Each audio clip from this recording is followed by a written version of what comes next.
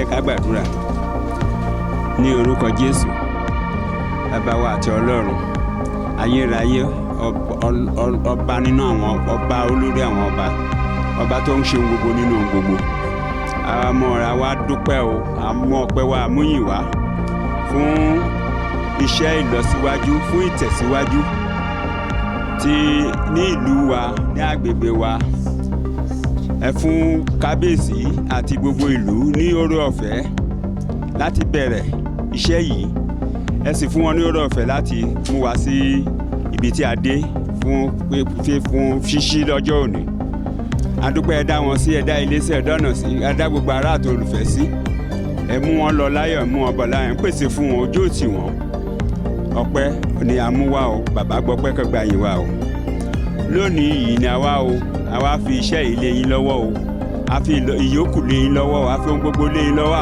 a fi ààbò agbègbè yìí ìlú yìí àti orílẹ̀-èdè yìí a fi lé yín lọ́wọ́ kí ilé wa rojú kọ́nà ọba yìí o gbogbo àwọn kábíyèsí wa kan máa tẹ̀síwájú kan máa lọ lálàáfíà kan máa délé lálàáfíà kan máa ṣó gbogbo ní rere bàbá wa kábíyèsí olórí gbogbo ọba akílẹ̀ Ìjẹ̀bú kẹtùbọ̀ pẹ̀lú wọn kẹ fún wọn ní àlàáfíà pípé kán tì wọ́n túbọ̀ dárí wa pẹ́ títí níkẹyìn gbogbo ká máa fi ọlá ọpẹ́ ìyìn àti ògo forúkọ yín á béèrè lórúkọ Jésù Kristi Olúwa wa.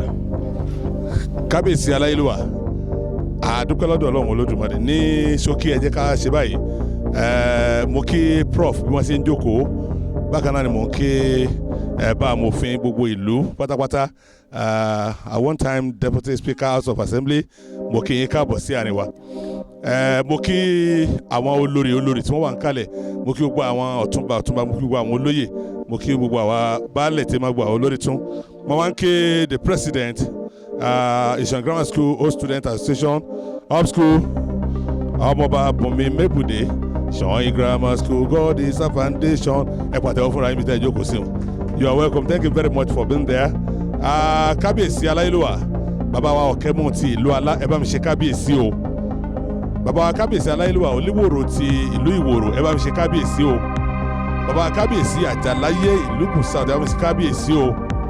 Mo wá ń fi àsìkò yìí kí bàbá wa Ọ̀ṣíbẹ̀lúwò bàbá Adélé bàbá dáadáa bàbá Túnlùtò bàbá Múlùdùn bàbá Múlùró ẹ bá ń pa àtẹ́wọ́ tó rinlẹ̀ fún bàbá tí wọ́n gbàdúrà fún àti Odùmọ̀ṣù God bless you sir mo dúpẹ́ lọ́wọ́ yín bàbá Olúwa Sákìọ̀lá àti gbogbo àwọn olóyè tí ń bẹ ń bí gbogbo àwọn olórí tí mo ti kí wa lẹ́ǹkan sí mo ń fi àsìkò yìí kí wọ́n káàbọ̀ sí àárín wa bàbá wa Fásì Yusuf ẹ bá ń pa àtẹ́wọ́ tó rinlẹ̀ fún wọn bí wọ́n ṣe ń jókòó mo kí yín káàbọ̀ sà àdúpẹ́ bàbá wa kábíyèsí aláyélúwà atọ́batẹ́lẹ̀ kó tó jọba Dàgbúrèwé ti Akilẹ̀ Ìdọ́wà bàbá wa Àwáyé Adékọ̀yà ẹ bá mi ṣe kábíyèsí o kábíyèsí àwọn ni wọ́n ń ṣojú bàbá wa kábíyèsí Àwùjalẹ̀ and the paramount ruler of Ìjẹ̀bú land bàbá wa ọba Dr. Dékùnláì Káyọ̀dé Adétọ̀nà CFR the JP ẹ bá mi ṣe kábíyèsí o aláyélúwà àkè wọ́n ń kí bàbá wa kábíyèsí Ṣẹ̀nrólú Olúgbòògùn aláyélúwà ẹkú ọdún ẹ̀sìnkú Ìyèdún lágbára lọ́wọ́ Ọlọ́run Olódùmarè ẹ̀ ní fẹ́lẹ́ ìṣàṣemọ́ àṣẹ̀ṣẹ̀ bẹ̀rẹ̀ ní kábíyèsí àṣẹ̀ṣẹ̀ mẹ́yẹ bọ̀ lágbóni àti màbọ́yá dúdú àbí funfun these are very small ones you are going to give us bigger ones in the mighty name of Jesus God will give you the strength to provide more and more of this lágbára Ọlọ́run ẹ fa àwọn nǹkan ńláńlá wọ̀ lóyìí wá àsìkò yìí yóò ti ń túbọ̀ tí ń túṣẹ̀ kò ní dàrú ẹ bá mi ṣe kábíyèsí olú ti odò òṣèlú ẹ bá mi ṣe kábíyèsí o ẹ já ṣe kábíyèsí kó nílẹ̀ gbogbo àwọn ọmọ odò òṣèlú sí bẹ́ẹ̀ bí ẹ já ti ká ṣe kábíyèsí àbáàsí mi ni kábíyèsí aláyélúwà àkó ọdún àsìkò Ìyèdún ní báyìí láì ní dára wa lágara bàbá wa kábíyèsí Àdàgbúrèwé wọ́n bá wa sọ ọ̀rọ̀ pàtàkì pàápàá jù láti ìránṣẹ́ bàbá wa kábíyèsí Àwùjalẹ̀ and the paramount ruler bínú bàbá ṣe dùn tó bínú bàbá ṣe dùn sí bí wọ́n ṣe fọwọ́ sí tó iṣẹ́ tí wọ́n ránṣẹ́ sí wa ẹ bá ṣe kábíyèsí o ẹ já ṣe kábíyèsí kó rinlẹ̀. aláìlúwà mo kí yín dáadáa pé ẹ kú oríire ẹ kú ọdún ẹ kú Ìyèdún àṣẹ ìṣàmọ́dún mo kí ẹ̀yin aláìlúwà tó wà ń bí o Àjàláyé Olúwòrò Ọ̀kẹ́mú then our able chief Bágbìmọ̀ of Ìjẹ̀bú-land mo kí yín mo kí ẹ̀yin àgbààgbà ìlú Odòṣẹ̀lú Alárò particularly Ọ̀túnba Ọ̀ṣíbẹ̀lúwò and other dignitaries there. Mo tún fi àkókò yìí kí ẹ̀yin ọmọ ìlú yìí tó jẹ́ wípé ẹ gbárùkù ti ọba yín ní ìwọ̀n only 12 months. Ẹ̀yin náà rí nǹkan tó gbé ṣe láàrin ìlú yìí. A kí yín púpọ̀, ẹ kú àròtì. Well, nǹkan tá a wá ṣe lénìí tó bá yẹ pé bàbá Ùjálẹ̀ ní opportunity láti rí àwọn infrastructure méjì yìí ni tí wọ́n bá gbé ṣiṣún ní wọn á ṣe kùtùpà because ní only 1 year 12 months and this ọba ó dẹ̀ ti gbé orílẹ̀ ìkalẹ̀ ó yẹ ká kí ẹ o. As a matter of fact, Ngbadaba ma report from Baba Ùjálẹ̀. By the time he sees you, you know, you are a welcome child to him. Well, nǹkan tí mo rò pé Baba ní ká sọ ní pé ká ṣàdúrà fún ẹ wípé ọdún kan tó bẹ̀rẹ̀ yìí tó ṣe yìí tó parí tó máa bẹ̀rẹ̀ míì lọ́la ìkejì pé wàá lò bí 60 ọdún lóróyè ó tẹ̀lé lójú bẹ́ẹ̀ torí you are still not old, so as a result if you spend 60-70 years on the throne mi rò pé nǹkan tó burú jù ni Ọlọ́run kẹ́ á gbà bẹ́ẹ̀ fún ẹ. À ń pẹ̀lú ńgbà tó bọ́ sí orí oyè yìí ẹ̀yin fúnra yín ẹ rò pé kí lẹ lè ṣe fún ìlú mi rather than kí ni ìlú lè ṣe fún ẹ.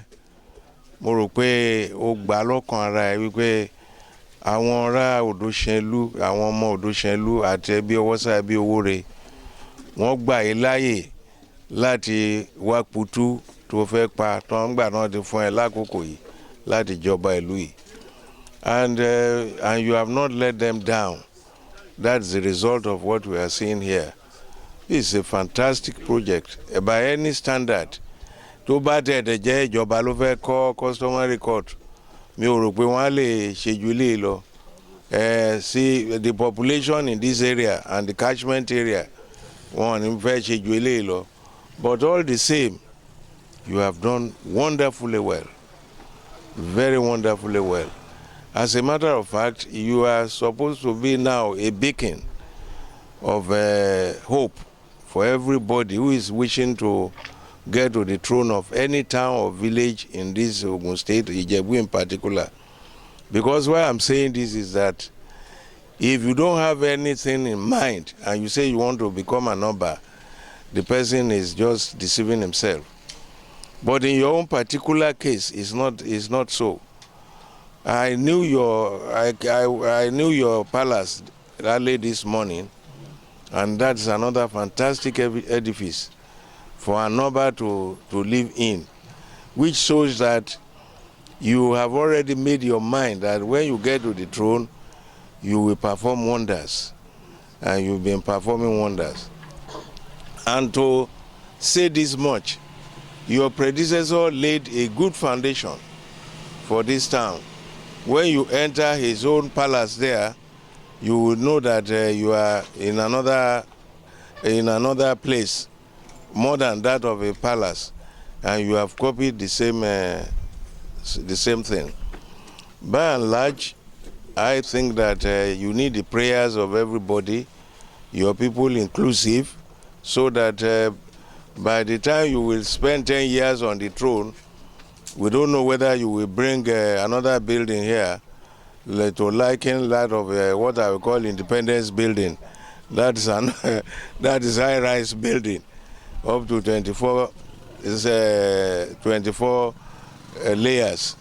So we once again, Baba Ùjálẹ̀ ní ká sọ fún ẹ wípé wàá rí bá ti ṣe o, wípé wàá rọ́nà gbégbá o, wípé ọba tó jẹ́ yìí ọ̀há jẹ́ ọba náà pẹ́pẹ́pẹ́pẹ́ o, wípé wíìmẹ̀ bínú fóyè ilẹ̀ o, ìlú agbọ́tẹ o, ìrẹ̀pàpà agbọ́tìlú o, wọn ká sọ̀rọ̀ fọ eku á máa ké bí eku o, ẹyẹ á máa ké bí ẹyẹ o, àwọn ọmọ èèyàn wọn á máa fọhùn bí èèyàn o, ìlú Odòṣèlú Alárò wọ́n ti wà tipẹ́tipẹ́ àwa ti ń wá bí láti gbà tí bàbá imam bàbá late friend wa we normally call ourselves all reliable ngbà tá a ti ń wá síbí ilé yẹn wà ń sàlẹ̀ lọ́hùn kóun fúnra ẹ̀ tó move wá síbí àní ẹ̀yin náà fúnra yín ẹ̀yin náà tó move sí side yẹn lọ́hùn wọ́n ní ká sọ fún ẹ wípé wé máa bógiri náà o wọ́n ní ká sọ fún ẹ pé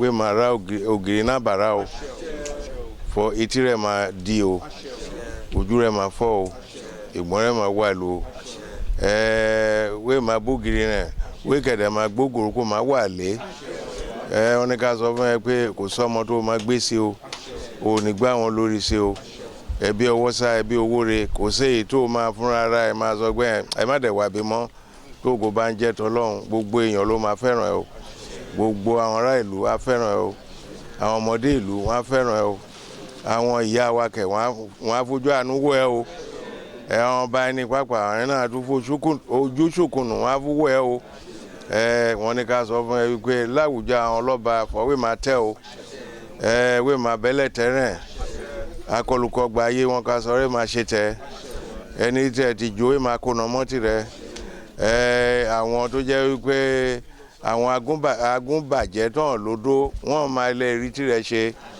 kẹ́ẹ̀dẹ́rẹ́ nílé fọ́ dédéré àmsọ́ níbẹ̀ ìfọ́ ìṣíwà kì í bá jẹ́rùn níbẹ̀ ẹ máa dúró ní Ìjẹ̀bú East tó máa wà ní ọ̀nà Ìjẹ̀bú South kò ń la máa kú tọ́ rẹ̀ níbẹ̀ bẹ́ẹ̀ ló máa rí aláìlúwa ní ká kí àwọn tó ń bọ̀ sáàrin wa o ẹ ṣé o thank you very much lẹ́ẹ̀kan sí aláìlúwa ilé tó dẹ̀ gbé jókòó síbí yìí tí wọ́n ti máa ṣe ìdájọ́ àwọn either marriage ni o ẹni tó ṣẹ̀ ni o this and that ni o well ẹni tó bá ṣẹ̀ kò ní láti wá síbí ẹni tó bá dẹ̀ ṣẹ̀kẹ̀ wọ́n á dá ṣèyá fún àdúrà tí máa ṣe fọ ìlú Odòṣèlú máa kún fún àwọn ọmọ náà máa kó wa bẹ́ẹ̀ o àwọn ọmọ pàtàkì àwọn ọmọ rẹ̀ gbọ́ràn lọ́ọ́ máa wá bẹ́ẹ̀ o bí ló ń ṣe máa rí rẹ̀ yẹn lẹ́ẹ̀kan sí ọjà nígbà kí ẹ pé òkú ọdún ẹ kíyè dùn àṣẹ ìṣàmọ́dún wàá ṣe ọ̀pọ̀lọpọ̀ ẹ o thank you very much. bàbá kábíyèsí Dàgbúrèwé gbogbo olúgbòhùn ti gbọ́ gbogbo olúgbòhùn ti gbò báyìí wẹ́ẹ̀ sì lè pẹ́ láyé tó ẹni fọ̀ pàtẹ́lẹ̀ ń bòjẹ́ bọ̀ ọlọ́run níjẹ́ wọn fẹ́ gbàgbó oúnjẹ fún yín la hawla wala quwwata. mo fi àsìkò yìí kí olóyè Johnson Adénáìkè àti olórí wọn káàbọ̀ sí àárín wa ẹ dákẹ́ bá fún wọn látẹ̀wọ́ tó dáa mo kí yẹn káàbọ̀ ṣeun gan ni.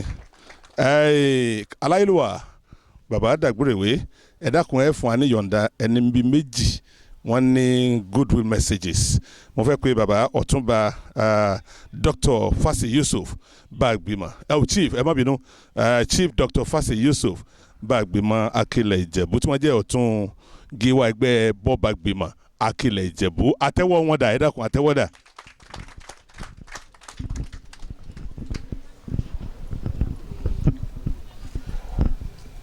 Kábíyèsí is here present, chiefs, Otumbas, distinguished sons and daughters of Odòṣèlú, I greet you in the name of the Almighty God. First of all, I'd like to appreciate the entourage of His Majesty Aláìlúwà Kábíyèsí Ọba Dr. Sikiru Káyọ̀dé Adétọ̀nà, Commander of the Order of the Federal Republic of Nigeria, ably represented by His Highness Aláìlúwà Ọba Yunusa Adekoya, Officer of the Order of Niger. I also salute other Obas in his entourage, and I express our sincere appreciation for the support they are giving the Kábíyèsí, the Oba of Odòṣèlú. For those of you who don't know, Kábíyèsí is a member of our age grade. And before he joined us, we were wondering why our age grade 1953 to 1955 had no Oba among us. Others, were those behind us, had many Obas. Those penultimate after us also had many others. But when 2 years ago we got the hint that he was Oba-elect, we had no choice but to rally around him. We were at the palace when he brought the Ikaro. And despite COVID-19, we all turned out in good numbers to honor him when he was crowned and presented with the staff of office. Ever since, our age group has been following with keen interest his commendable service to his people. And we must say that we are highly impressed, and whatever we had wished for is given us in terms of uplifting the name of our age grade. So Kabiyesi, we praise you, we salute you, and we wish you many years on the throne of your forefathers. May your community witness more progressive developmental efforts, and may you continue to be a shining example and a beacon of hope to your people. Once again, on behalf of our age grade, we greet you and we salute you. Congratulations, Kabiyesi. Kabiyesi.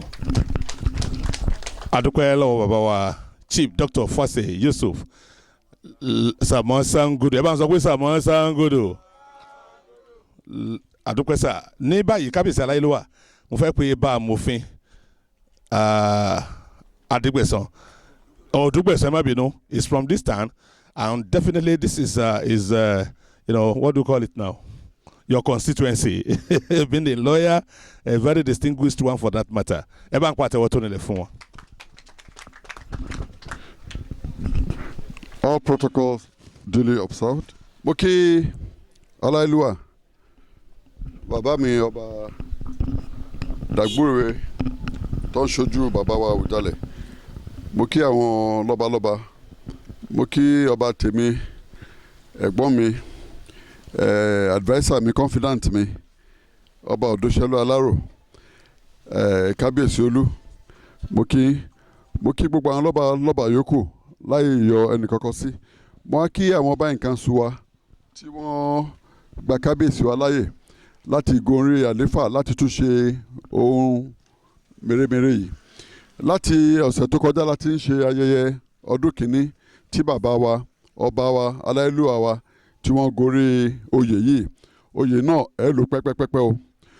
So I stand up this afternoon or this morning to speak about this edifice to the customary court. And I think as the Ba Amofin, in English, the legal advisor of Odòṣèlú and gbogbo Alárò lápapọ̀, àti who, àti he, I think it's my duty that I have the primary function to oversee the functions of this magnificent edifice after commissioning. And I want to assure you, while thanking all of us here present today, that I shall dedicate a lawyer to work with the panel of customary judges that are posted here.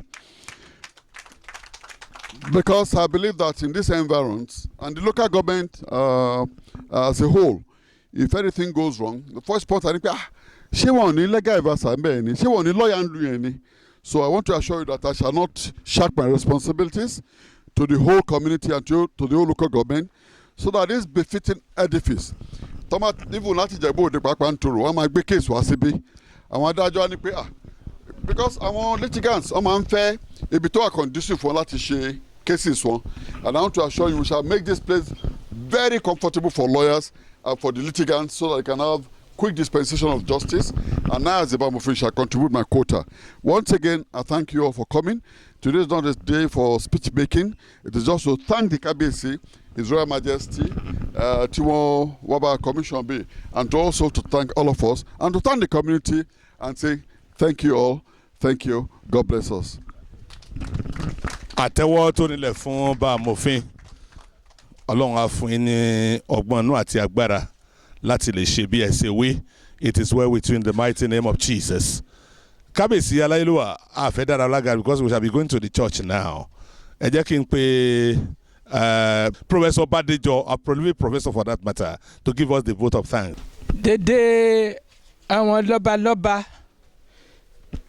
ká bẹ̀rẹ̀ pẹ̀lú Ìbà ẹni Rẹ̀rán Dàgbúrèwé wa aláyélúwà amújà ilẹ̀ ju ẹlẹ́ṣin lọ ọ̀gbágbá gbàtẹ̀wọlẹ̀ ọba Síkírù Dr. Adétọ̀nà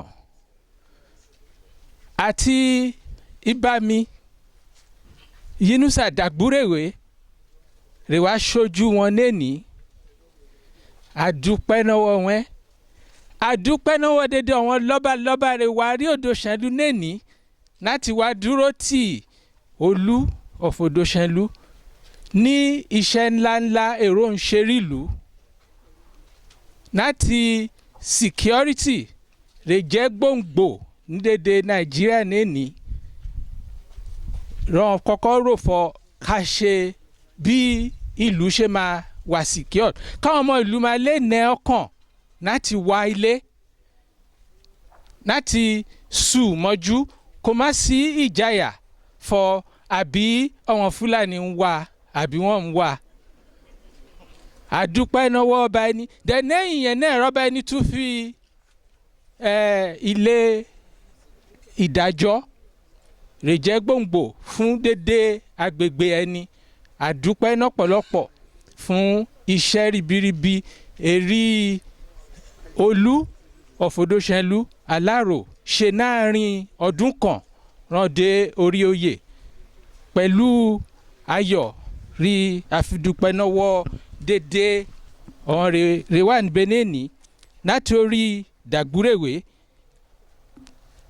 láti Olíwòrò Àjàláyé Ọ̀kẹ́mù Àfàlà then ibami bàbá ọba Ọ̀ṣíbẹ̀lúwò àdúpẹ́ náà wọn dédé ọba in council dédé àwọn ẹgbẹ́ bọ́bágbìmọ̀ àti bágbìmọ̀ fúnra rẹ̀ of Ìjẹ̀bú-Land Chief ọ̀rẹ́mi Fásì Yusuf Dr. Fásì Yusuf Ọ̀túnba Odùgbẹ̀san former deputy speaker ẹni Chief Johnson Adénáìkè ọ̀rẹ́ mi láti kékeré ọ̀rẹ́ ọba àdúpẹ́ náà wọn àti ìyàwó rẹ̀ àti dédán rẹ̀ báyìí wá and again àgbọ́dọ̀ dúpẹ́ náwó dédé ọ̀wọ́n èrí kábíyèsí ẹni bọ́ dìde láti ilẹ̀ wá láti Ìṣọ̀yìn grammar school rè dúró tì kí dédé wọn tún wá ibẹ̀ nẹ́ni àdúpẹ́ náwó dédé wọn àdúpẹ́ náwó dédé ìlú àtobìnrin àtọkùnrin dédé wọn rè wá jókòó tì Olú of Odòṣèlú fún iṣẹ́ ńlá ìránṣẹ́ láàrin ọdún kan academy yayọ ọdún kan rán dé orí oyè mo dúpẹ́ náà dédé wọn lórúkọ dédé ìlú Odòṣèlú àti òṣì Odòṣèlú àdúpẹ́ o wọ́n ṣe. àtẹ́wọ́ tó nílẹ̀ fún bàbá kábíyèsí aláìlúwà ẹ gbà mí láàyè to recognize Ọ̀túnba Adébánjọ Mákìjà lóòsàn wọn wà ń bí bákan náà bàbá Ọ̀túnba Yẹmí Òdútayọ̀ ọmọ onímọ̀sán ànákòrò bèrè tọmọlá mẹ́sàn-án àjàgàjìgì mo kí wọn we now go for commissioning straight aláìlúwà. His Royal Majesty the Awujale of Ijebu-Land, Oba Dr. S.K. Adétọ̀nà CFR LLD and Paramount Ruler of Ijebu, has delegated me, Oba Yínúsà Ọládélé Adékọ̀yà Dàgbúrèwé ti ìlú Ìdọ̀wà, to come and open this customary court on his behalf. Well, it is a citadel of justice, and it is our own belief that the commissioning of this customary court will bring peace and tranquility to the people of this axis.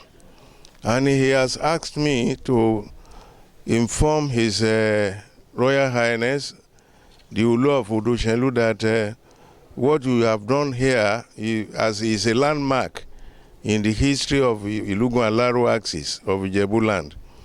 And he has also asked me to pray for you that your shadow will may not grow less. Amen. And in the process you will continue to increase in prosperity. Amen. you will continue to get what I would call the divine blessing of God for robust health and whatever you desire for yourself. On behalf of the Awujale, I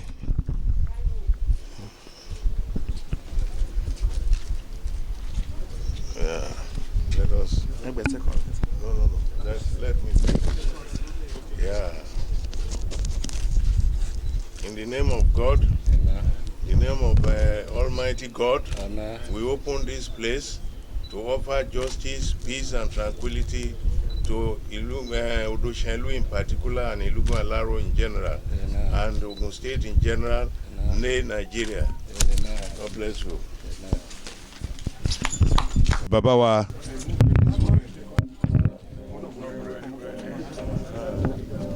This grade 1 customary court building is built by His Royal Highness Alailua Oba Adedotun Oduneye Odusanya JP, the Olu of Odunshelu Alaro Kingdom, and it is dedicated this day, 29th August 2021, in honor of His Royal Majesty Alailua Oba Dr. Sikiru Kayode Adetono JP, CFR LLD, the Awujale and paramount ruler of Ijebuland, to the glory of God and for the dispensation of justice and equity in Odoshenlu Alaro and other environs of Ijebu Northeast, local government of Ogun State, Nigeria. May God bless all of us.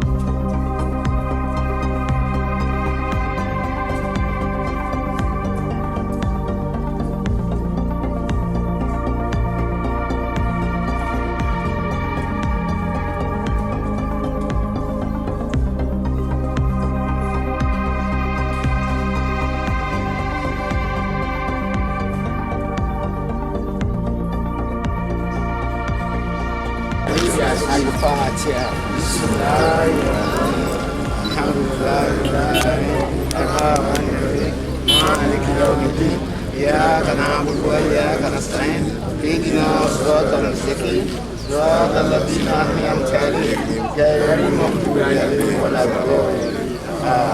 Gbogbo ẹnìkọ̀ọ̀kan tí wọ́n bá wá sí ìbàyẹ̀ Ọlọ́run má ṣàì bàṣírí yín wá ẹ dé bí pẹ̀lú ayọ̀ Ọlọ́run jẹ́ padà pẹ̀lú ìdùnnú ayé wa ọ̀run wa lóúnjẹ méjèèjì náà dàrọ́ bá náà bàbá fún rí ara wa làwọn rábànà àtẹnà fìdúnyẹ sanada wà bìí hayrati sanada wà kìnnà àdàbànà wàtàwàfànà mùsùlùmínà wà lẹ́kìnnà bisọ́lì aláhùnmọ̀.